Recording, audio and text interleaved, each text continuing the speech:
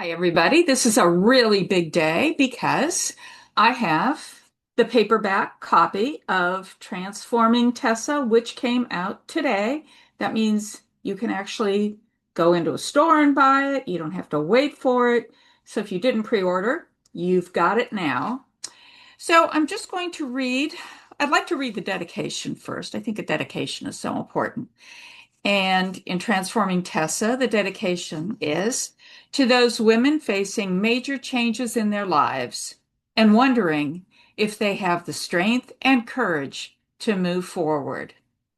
You are stronger than you think, braver than you know, and you have more moxie than you realize. So what I'd like to do next is just read just a short excerpt from the opening chapter. Chapter 1 from Transforming Tessa. Tessa, I am so sorry. Tessa looked up from her plate where she had been pushing around a slice of meatloaf. Not eating any of it, though. She wasn't hungry. Hadn't been hungry since... Evelyn's coat sleeve grazed the small pile of mashed potatoes cooling on the plate as the woman leaned down to give Tessa an awkward embrace. Not that it mattered.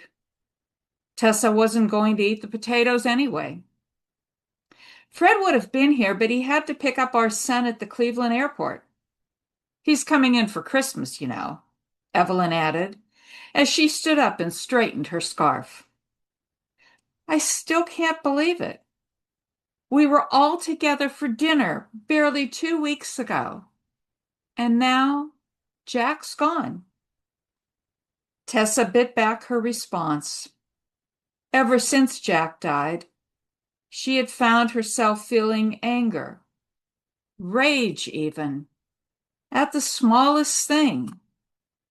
The paper being late, the December snow that covered the walkway she had to shovel, the stack of last-minute donation requests from organizations she'd never heard from before and doubted Jack had ever donated to, and the endless sympathy cards that she had received and would have to respond to when all she wanted to do was crawl in a hole and forget about everything. Anyway, Evelyn went on as she pulled her gloves from her handbag, call me if there's anything you need. Or if there's anything I can do, or, well, anything. Tessa just nodded.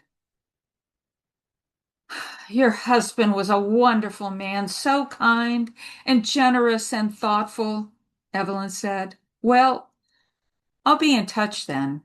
And she turned away. That's what everyone was saying, that Jack was so wonderful. Compassionate, one person told her. Always there when you needed him, someone else mentioned. Well, maybe so. But he's not here now, Tessa thought angrily. She needed him, and he wasn't there. What kind of a husband dies in the middle of the night and leaves his wife all alone? So that is just a brief introduction to Transforming Tessa, a woman who is dealing with the loss of her beloved husband, who's having to face life on her own, doubting whether she has the courage and the strength to go on, not even able to imagine what life is going to be like without her husband, the husband she deeply loved, the husband who deeply loved her. Tessa's been called heartwarming, uplifting, touching.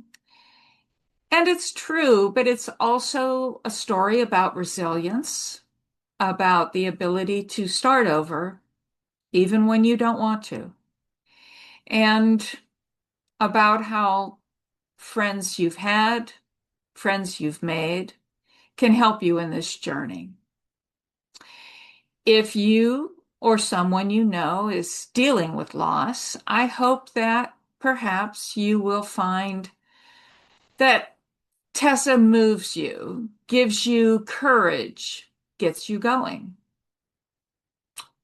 And I hope you have the opportunity to read Tessa, follow along with her on her path, the midlife Moxie novel path that all my characters go through in my novels, finding out who else they can be when the person that they were is no longer an option.